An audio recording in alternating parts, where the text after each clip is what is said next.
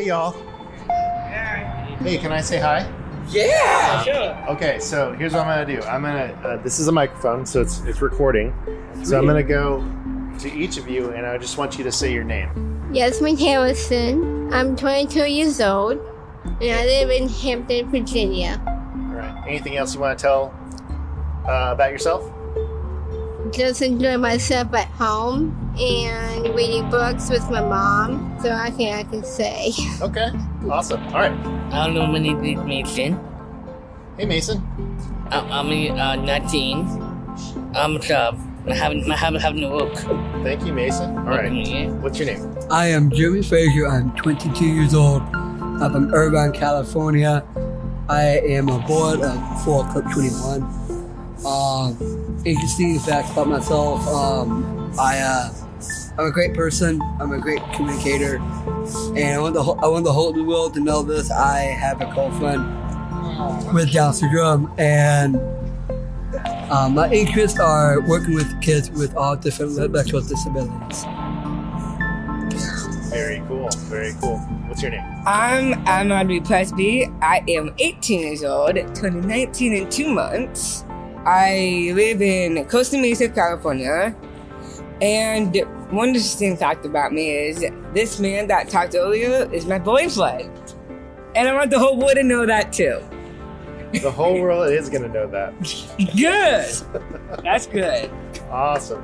What's your name? My name is Nicky. I'm 14 years old. My interest is like having a girlfriend, but mom says no because I'm not in the real world yet. But I wouldn't want to. My hobbies are like swimming and with my disabilities, like some people, and autism. I want them to have to a higher level. So I just want them to have good teaching and how to learn how to do good things. Thanks, Sevi. Those are some great goals. Well, it was great meeting all of you. Again, my name is Tim. I'm recording for a podcast.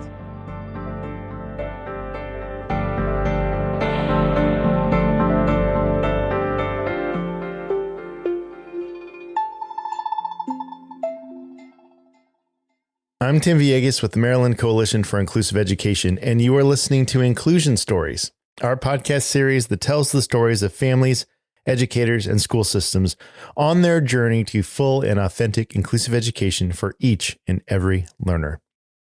And before we cue the intro song, thanks to Yazzie, Mason, Jeremy, Aubrey, and Sevi for kicking us off.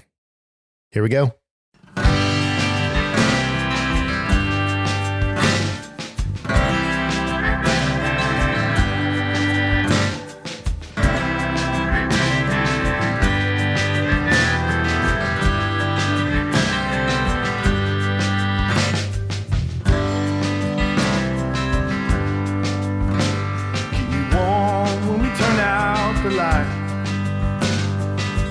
Hold me back when I needed a fight.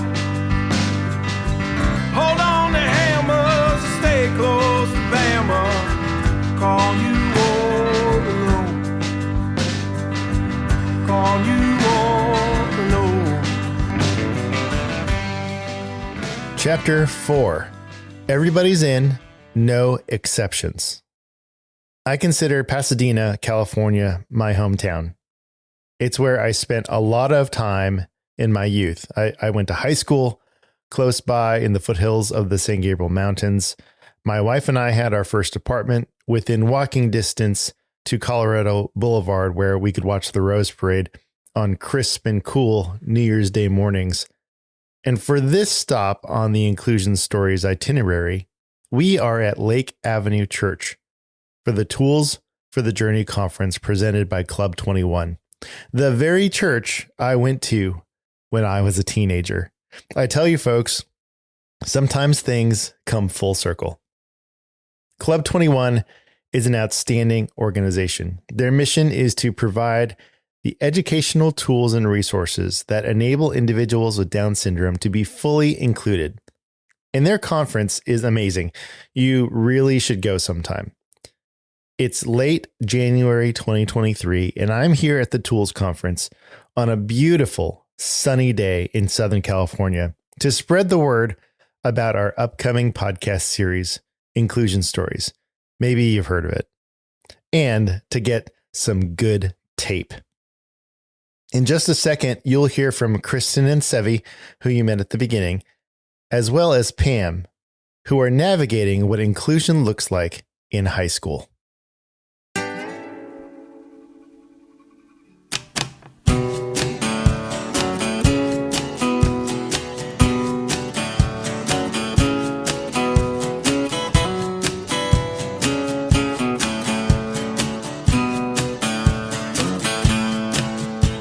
I'm Kristen Enriquez. I'm Sam Lucas.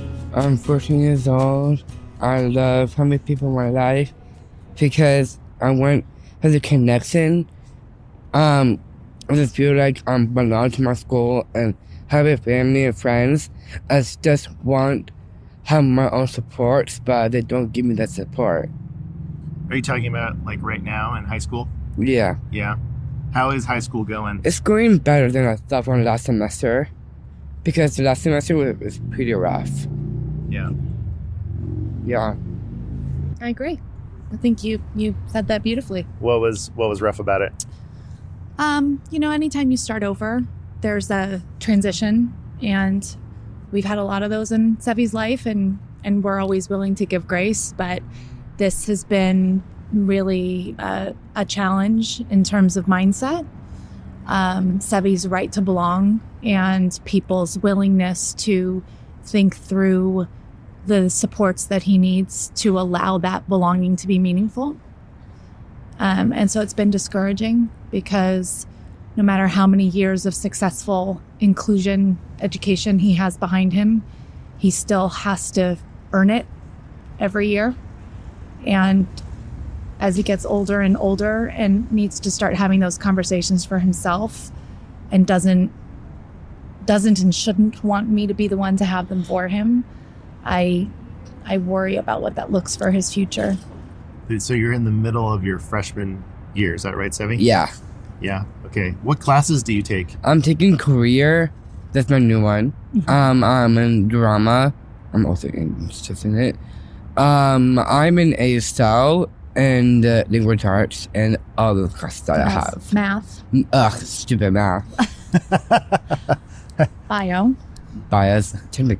Biology's a tiny bit good. Yeah. And PE. Yeah, PE is better. So there were some things that you wanted to talk about. Yeah, I think, most people in life, they have to defend their failures, but Sevi has to defend his successes. Oh, that's interesting. And it just seems so incredibly unfair, and inequitable that the person who has the least powerful voice has the most defending that he has to do to be given the right to have his place. Right. Yeah. It's like, it's basically the idea that if there is a success, there has to be some sort of explanation, right? Exactly. Right. Like it's a fluke, right? It's not expected. It's not celebrated. It's not looked at as an opportunity to build on, to keep going. It's questioned. Right.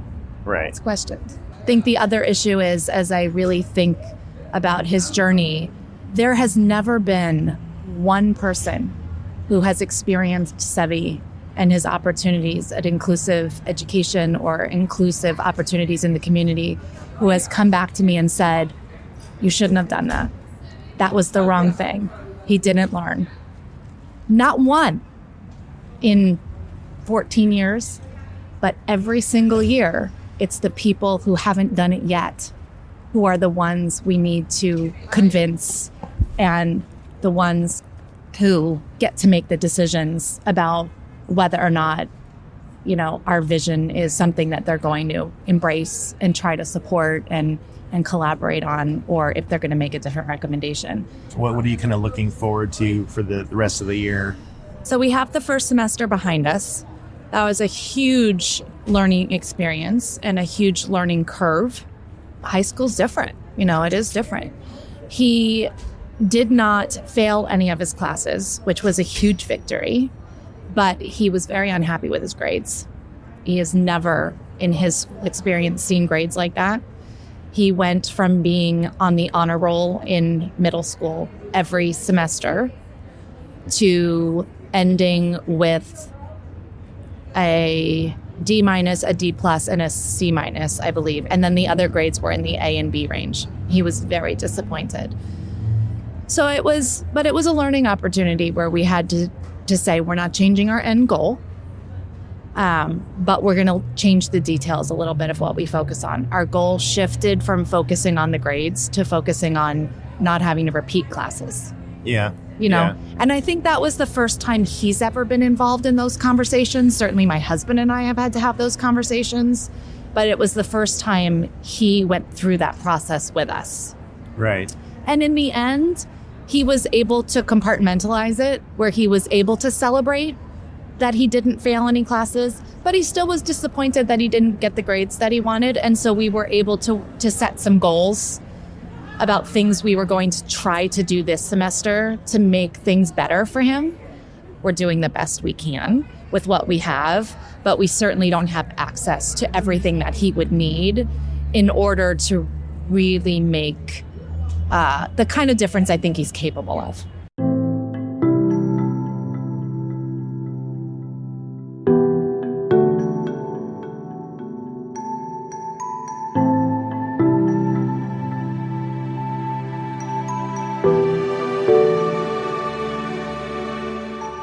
Hi, I'm Pam Grossadonio, and I'm the First Steps coordinator at Club 21. I am the mom of two girls. My oldest is 19 and a sophomore in college. And then my youngest, her name's Amanda, and she's 14 years old, and she has Down syndrome, and she's a freshman in high school.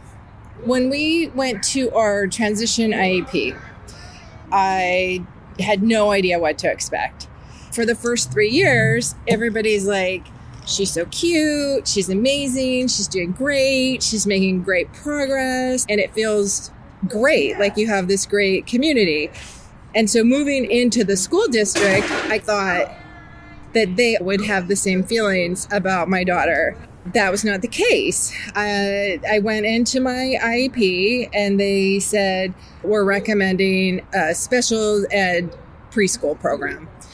It was connected to a preschool with typical peers. There were times in the day where they were included, but no meaningful inclusion. I mean, they were just physically in the same space. I went to the kindergarten IEP and they offered a moderate to severe placement for her levels, for her safety. They told me every reason why this was probably the only place where she would be successful.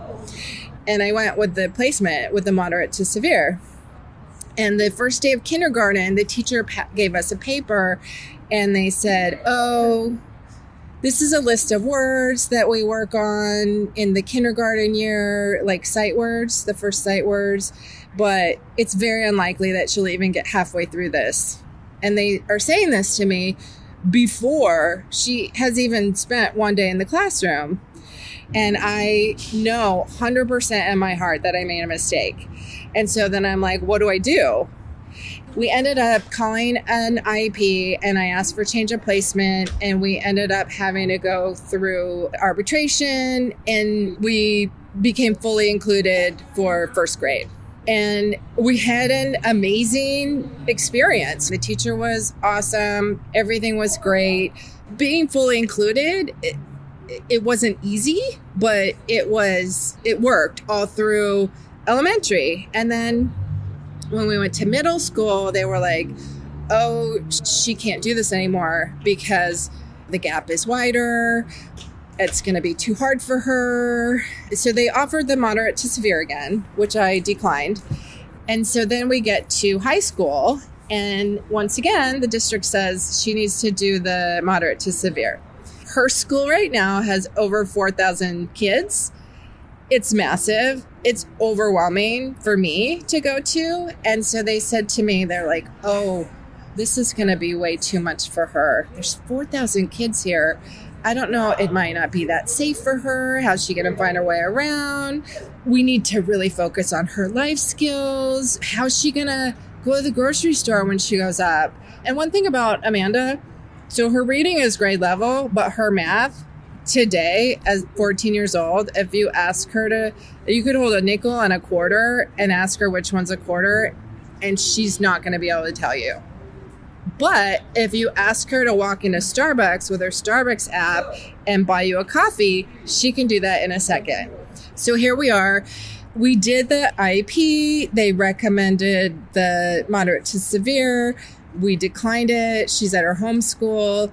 She's doing amazing. I actually just got a note yesterday from her English teacher. She said, we're doing Romeo and Juliet. Amanda was the role of the nurse. She goes, I was so proud of her. She stood up in front of the room and she read her role and she did the whole thing without any help, and she did it with enthusiasm, and she was so proud of herself. And her art teacher started crying in the IEP and said, it's beautiful, like the way Amanda approaches art and her creativity. And then at the end of the IEP, after everyone said, she's amazing, she's a joy, she's such a pleasure to have in our classroom. And then they said, but she can't stay. She needs to go to the life skills class. And so that's where we left off just, I think 2 weeks ago. How are you feeling right now about that? So here's what I have to say. When I was in that kindergarten IEP and they sprung it on me about how Amanda needs to be in special ed, and not just special ed, but moderate to severe. And I started crying in the IEP meeting. And that's the only IEP meeting I've ever cried in. Because now I feel like one of the reasons that I do this job and I have so much passion for helping these families is because I know for sure that I went into that room alone. I mean, with my husband, but with only the knowledge that I had, and that I felt like it was me against the school district. And now here I am. I'm like, I have all of us against all of you. And you know what? I'm going to win. Like, I know what the law is. I know what my rights are.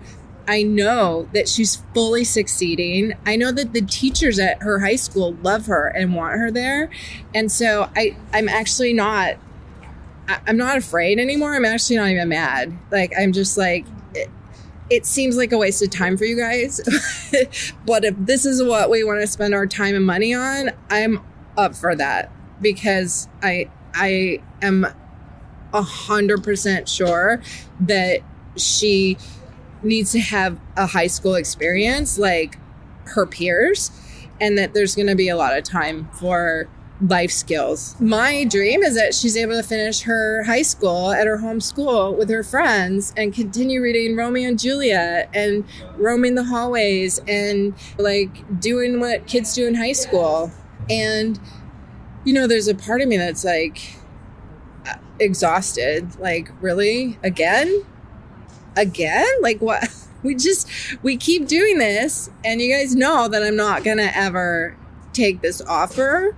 And so I keep thinking about that kindergarten mom, me, and thinking about how I just didn't, like, how's this going to work? How's this possible? It was scary sending my kid into a high school of 4,000 kids. It was scary. Like, what if they're right? What if it's too hard for her? What if she's not going to be okay? What if she's not going to be safe? So she's crazy. Like, she's a daredevil. She's outgoing. You know, we were at a carnival, and her sister, she saw this ride called the Zipper, right? And it's like it zips you up and zips you down and zips you up. And Amanda was there with her friend from school, her typical friend, because she had a lot of friends that wanted to hang out with her, and she went to the carnival with her friend, and they both were like, let's go on the Zipper. And my older daughter's like, you cannot put her on the zipper, Mom. Do not put her on the zipper. And then Amanda's like, I'm going on the zipper. And then my older daughter's like, she can't do it. She's too little. It's too scary. It's going to be too hard. And so she goes, she's not even tall enough to go on the zipper. And Amanda like went to the sign and she's like, I'm tall enough. I'm doing the zipper. So I'm like, okay. And I put her on the zipper. And when the door closed to the zipper, I was then like, this could be a big mistake. And then I looked at my daughter, her older sister, and she's crying. She's literally crying tears that I put her sister on the zipper. And so the zipper goes and I'm holding my breath.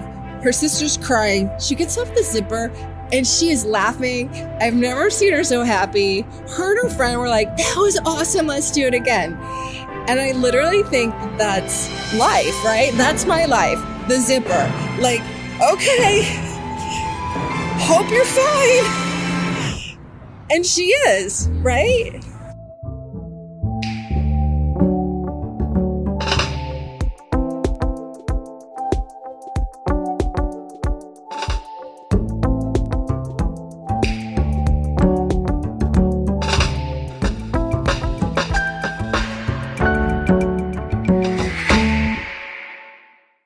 I spoke with so many wonderful young advocates, families, and educators at the Tools Conference, and I wish I had time to publish them all. If you are an advocate for authentic, inclusive education, you know inclusion beyond simply placement. Know that you are not alone. And if you are still on the fence about whether inclusive education is possible, we are not done with our tour yet. It's time for our last stop. We're headed back to Washington to visit Ruby Bridges Elementary. Let's go.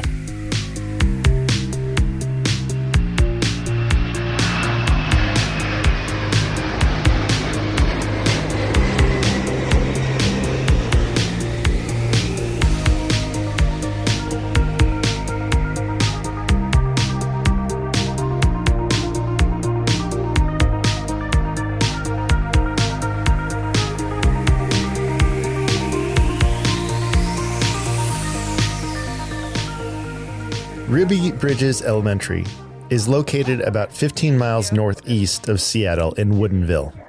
Kind of a small town vibe just outside of a bustling downtown. It's my last day in Washington, and after fantastic visits to McMicken and Seahome, I wonder what more there is to experience.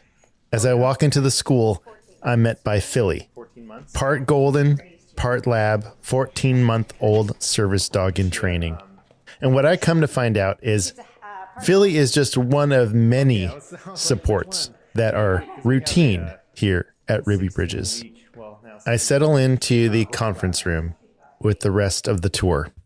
Well, it has been an exciting week. My name is Rena Marie Leon Guerrero, and I am the lead for the demonstration sites. I'll turn it over to Principal Kathy and her Ruby Bridges team to share a bit about Ruby Bridges' journey. And then most importantly, too, we're excited to get you all into classrooms and seeing instructional practices in action. Good morning. I'm Kathy Davis. I'm the principal here at Ruby Bridges. It's nice to see all of you. We are really excited to share not only our school with you, but our journey. We have the pleasure of having a number of our staff in the room, and that's because they're part of our inclusionary practices team. They're the most important voices that you should hear before we head out into classrooms. We are a flexible service delivery school, so you're going to see and wonder as you go around, how did that person get here? How are they staffed? And then co-planning, collaboration, and co-teaching in our building really is a part of that robust plan for flexible service delivery. Hopefully you'll see some efficiency. That's something that's really important to us. We don't want people to be places not doing things important for kids, and that's something we've been working on. As I think about our journey for our particular school, we want schools where kids belong. We want communities that are thriving. We want relationships. Anna Lynn, a kindergarten teacher, starts off by sharing her journey from her initial desire to teach at Ruby Bridges purely to shorten her commute to eventually being sold on its inclusive model.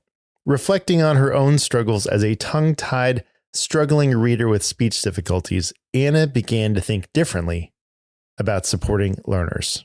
So what do you do with a struggling reader? You put them in a small group, you pull them out, thinking the small group's better. Well, there's 4 of us struggling to read and we're reading out loud.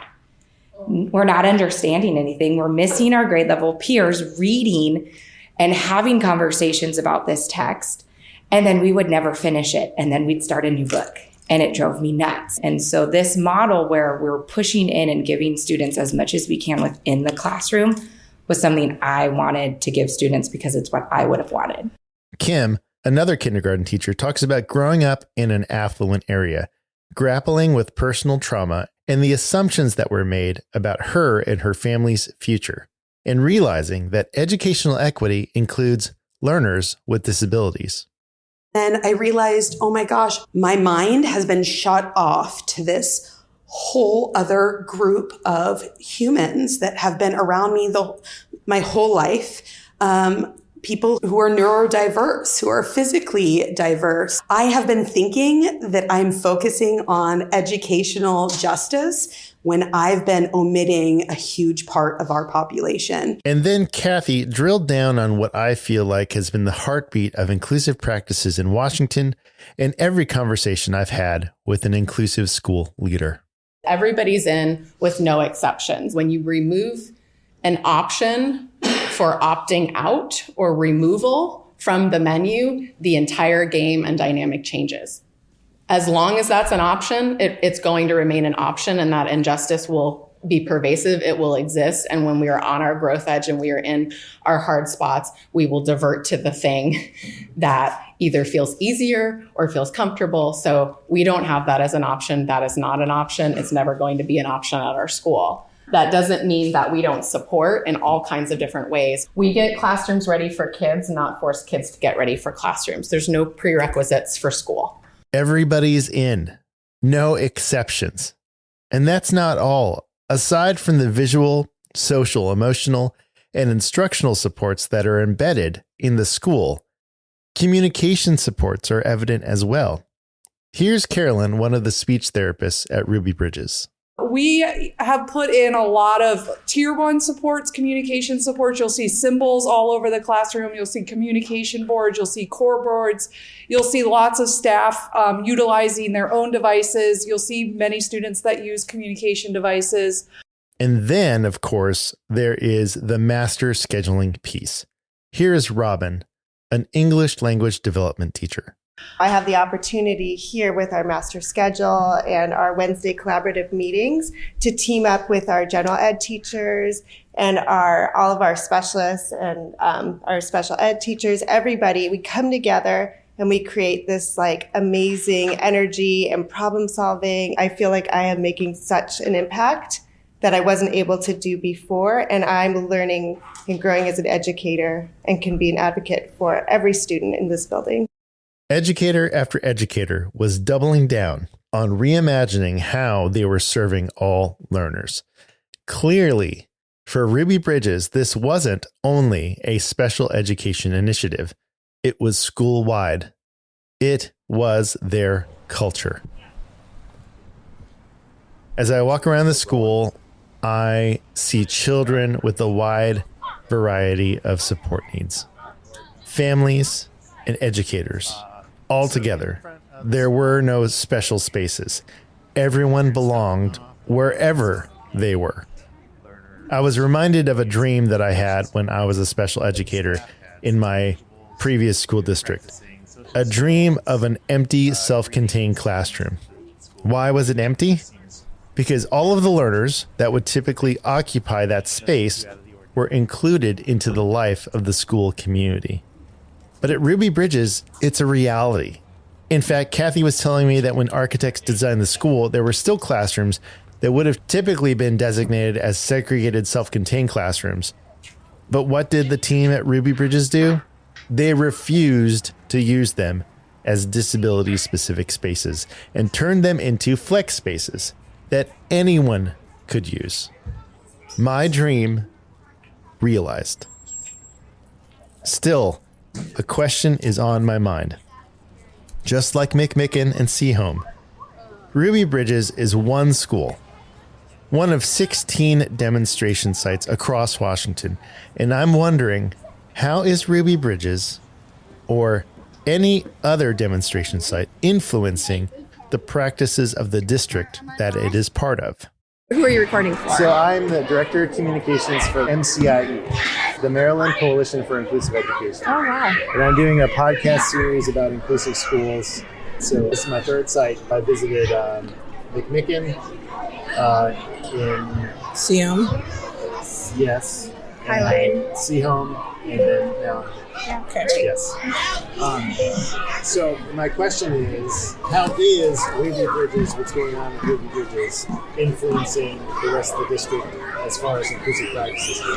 Ebenetia Washington, assistant principal at Bear Creek campus. I think for me in particular, because I'm in a building, is like we have what's called a FSA program, which is usually students with significantly high needs.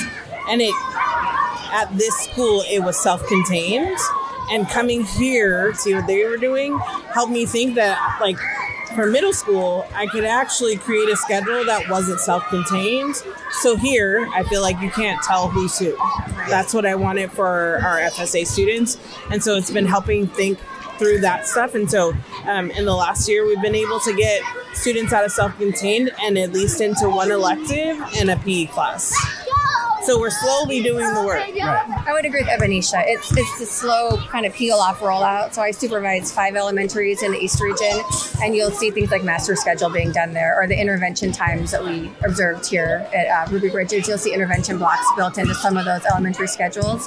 So they're able to take some of that learning and like the concrete pieces and go apply them at their schools. But it is a slower process because I think the benefit of Ruby Bridges is you've got the whole school on board, ready to go, doing their work. And so we're finding pockets of people who want to do it that are moving forward with it. Right, but inevitably, not everybody wants to do it.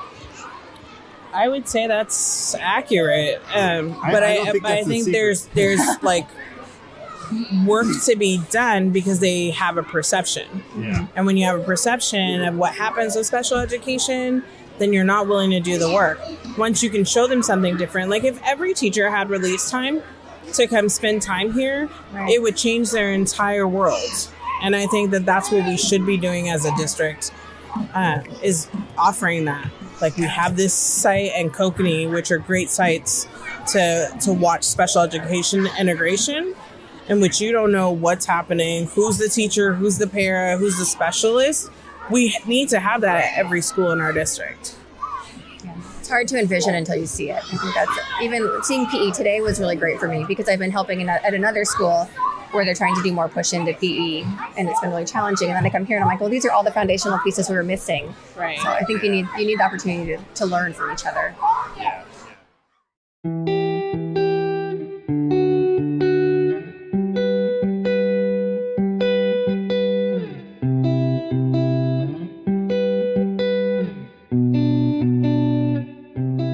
As I wrap up my visit to Ruby Bridges, I want to chat with the education leaders at OSPI about how they got here and where they see the project going in the future. My name is Tanya May, and I serve as the Assistant Superintendent of Special Education for the Washington Office of Superintendent of Public Instruction. My name is Cassie Martin. I'm the Executive Director of Special Education at the Washington State Office of the Superintendent of Public Instruction. How many times have you had to practice that? Yeah, we put a lot of people to sleep. Words. Okay, so my big question is, from my perspective, looking at the state of Washington, it feels like there was a lot of things that happened at once for IPP to happen. Is that a correct impression? I think you're right in that there were multiple system pressures that unrolled or arrived here at the same time. If we wanted to pick maybe the first one, we had some pretty significant change in leadership in our special education division after the previous assistant superintendent had been there for over 20 years. And so that was already a pretty big change, and it brought a strong leader from another state who came in with other perspectives. And the way that these conversations first started at the state level, Cassie can talk with you about the grassroots movement more on in our schools, but at the state, we started to look at our data, and what we saw is about 72% of our students are eligible for special education under either a specific learning disability, communication disorder, or other health impairment, which includes attention deficit disorder and hyperactivity disorder. So what we know of that population from the research is that with supports, those students should be able to be successful on grade level content in general ed. When we compared that 72%, what we saw was our amount of total students with disabilities accessing general ed to 80 to 100% of the day was only 56%. We had a 20% discrepancy, even if we didn't dig into anything else. And then there was a report from the National Center for Learning Disabilities showing that Washington ranked 44th out of 50 states for the amount of access our students with disabilities had to general ed. Those conversations converging were galvanizing. And that was, at least at the state level, across all leadership partners, the legislature, our own agency leadership, our different organizations, things really felt like they started to move, right? When we think about that Judy Heumann quote, right? That we don't ever see progress at the rate we would want. We push and push and push and push. And then at some point you have a moment where it tips. That is how it felt like it tipped for Washington. So you were starting this work. You were helping to push that rock up the hill. Yeah. And I've, not fondly called a lot of the work that we were doing at that time when it's more grassroots, kind of leading to a vapor trail. So what happens, you do this great work with specific students in schools, and you'd see these tremendous outcomes. Those students would graduate on to the next school. More students would come into that school, and the schools are still relying on those same practices they were before instead of evolving their systems to become more inclusive. I was having these experiences where I've seen great success with students only to have to go back to the same organizations, the same school buildings, to do the work over and over again, where really what I should be doing is fading myself out while they build up their systems and their resources, their capacity. So, there was this conversation shifting in Washington state around equity and thinking about what equity really meant, and thinking about the inclusion of students with disabilities that have intersecting identities. And those conversations started to happen. And so what started to happen is when people were having more kind of what they would call an equity symposium. So this is more conversational, not actually moving the work forward. People started talking about students with disabilities. People started becoming curious about how that fit into that equity lens. And so what we started seeing was more professional development in our schools around inclusive education, but not really moving past that first stage of having those conversations and engaging in that kind of preliminary professional development. But with IPP, what happened there is we started getting all the levels of the system involved. So, I felt a tremendous amount of support as someone who had been feeling like I've been trying to do this for years and years and years, and just I wasn't making the kind of progress that I knew was possible. And then with IPP, a whole other world of resources also opened up to me. So I wasn't, in my position where I was at that time, aware of all the different professional organizations that I could tap into, that I could use as resources, that I could collaborate with. And so what the Inclusionary Practices Professional Development Project did was widen all of our knowledge around what the resources that were available, led to those of us who were doing the work kind of individually to have a team to work with, and provided the resources and funds and the conversation, again, at the state level, at the local level, at the school level, at the community level, that needed to happen to actually make the work move forward. And it felt like there was some accountability there, because a lot of times attached to funds is accountability. So we knew that we had these funds to do this work. So what were we going to do to get the most out of it?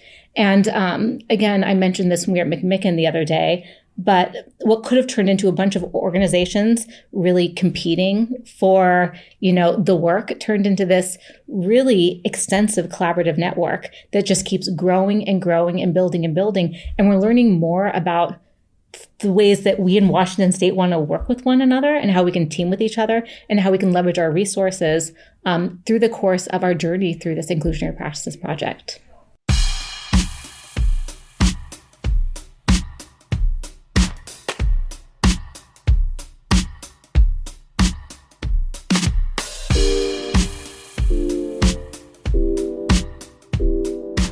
Yeah, and we tried to really bring a deliberate systems change framework, right, to the conversation. So I opened by talking about those opportunities that help to create a sense of urgency for change. And then, as Cassie shared, so then what we wanted to do was build a coalition in a way that we were careful about saying which partners might have concerns about this work, right? That might in some way resist some of the changes. Let's include them right from the beginning so that they are co-designing it with us and can feel like they have a part in it, in supporting it. And then, so that vision started to form, our theory of action. And then we started with the willing. When there was a pretty significant amount of funding tied to this. And for some of our school systems, the first question we received was, do I have to do this? And what we said was, well, no, right? It is voluntary. And we would urge you to make sure that you are talking with your communities. If you're going to pass on this, make sure that everyone in your system understands that decision and had a voice in it. And so there was a pretty significant amount of folks who wanted to be part of it, about 100 pilot school districts out of our, over 300.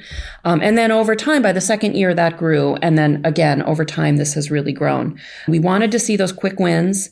And then we're always looking at how do we build in that sustainability? Because we don't want this to be a project. We want this to be a movement that results in lasting change for all of our education partners.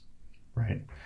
So where's IPP now as far as where are you all going? And what are the barriers to realizing the vision?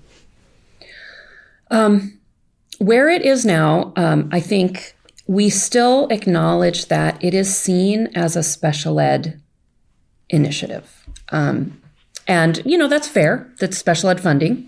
It was generated out of, conversations around students with disabilities. So what we're trying to bring to the conversation now is it can't live there, right? That's not how education works. And so we've had our partners across general ed have been very supportive. And what we want to make sure now is that shared responsibility, right? That we're co-designing it really deliberately across those partnerships. So that's one piece. The other thing, you talk about barriers. There always are going to be. Some are consistent and might kind of wave up and down, and others are new and unexpected. And so some of the conversations that we've been having are around that preparation piece, right? Are we making sure that our pre-service educators and leaders are coming out of their programs equipped to do what we saw today? We're also really digging into some collaboration with our education association to really talk about bargaining, right? We want every educator to feel supported to do this work. It's not about taking away or asking to do more with less. It is, however, asking them to maybe consider doing it differently.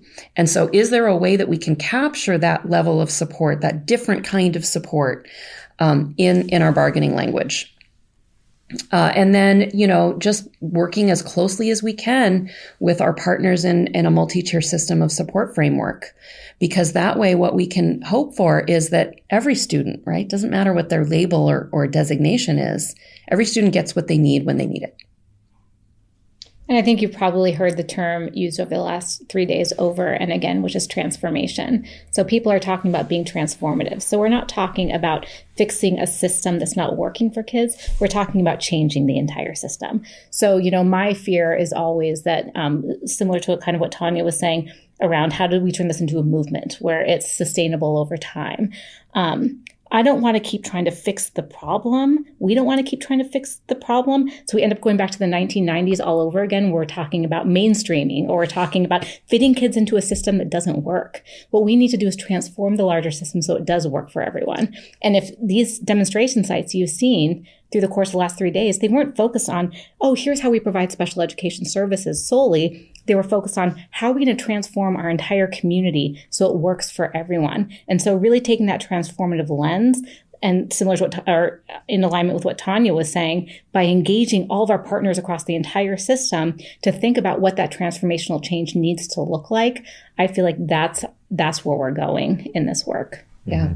Yeah. And acknowledging, some fair questions and pushback that we've been getting from our family partners has been around, sure, we're seeing some really impressive changes in our least restrictive environment data, right? We are showing that students are spending more time in general ed. Is that enough? Right? Like, is it enough that their desk is in the room? And so the conversations now are moving into, well, how as a state do we define meaningful inclusion? What does that look like and feel like? And one of our partners said to me, well, because I asked, how will we know when we've been successful at building inclusive learning environments? And this colleague said, our students and families will tell us. And we said, great, what will they say? And so that's where our conversations are going now. We're actually talking with all of our community partners, and we're taking the themes from that to build out indicators for us of how is it that we know. I can't believe it, folks. We've only got one more chapter left. And if you're like me, there are still some unanswered questions. When I first came into this podcast series, I thought I knew what an inclusive school was. But I'm beginning to realize some of my preconceived notions were incorrect. So, what really is an inclusive school? And is there really only one way to get there? And where is there, anyway? And what about the friends we've made along the way? How are Natalia, Harper, and Sevi doing? And the one question that has haunted me for years, not just as I've been producing this series, why does it have to be so hard to get authentic, inclusive education? That's next time on Inclusion Stories. 'Cause all I ever wanted was for you to be happy. And all I ever wanted was for you to be happy. You keep saying you're happy. Sorry, you can't fool me.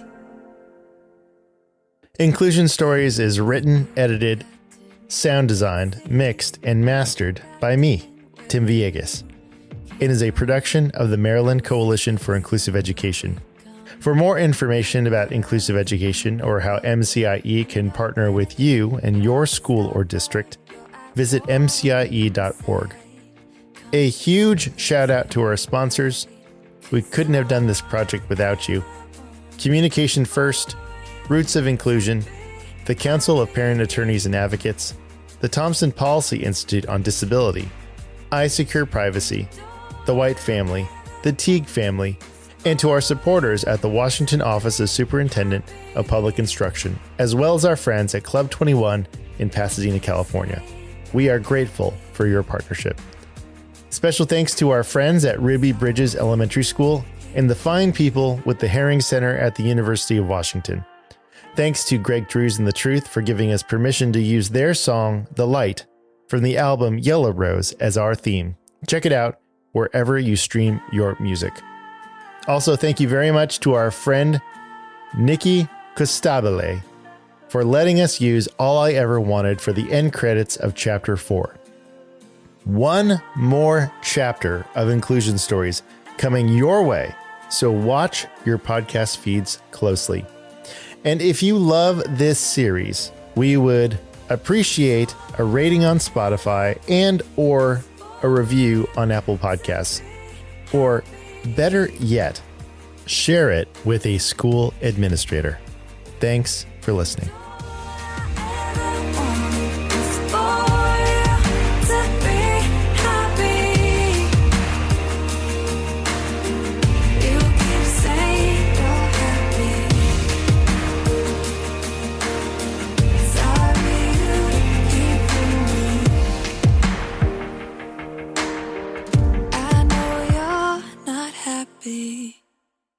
Hi, my name is Heather Brown-Hom. I am a parent of a 12-year-old with Down syndrome, and I'm also an educator, both general education and special education, and I'm an inclusion specialist.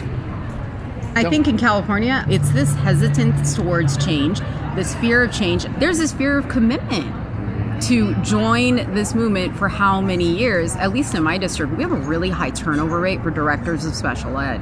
I've been in our district for my son. He is in 6th grade. This is our 5th director of special education. And when I tell people that, they're like, yeah, that sounds about right here in California. Right. And that's really disillusioning. So I think that's why I've been more focused on that bottom up. You know, these teachers are going to stay. Absolutely. I've got to build those relationships with them, offer help where I can. I think I got to look at other ways to go top down. From MCIE.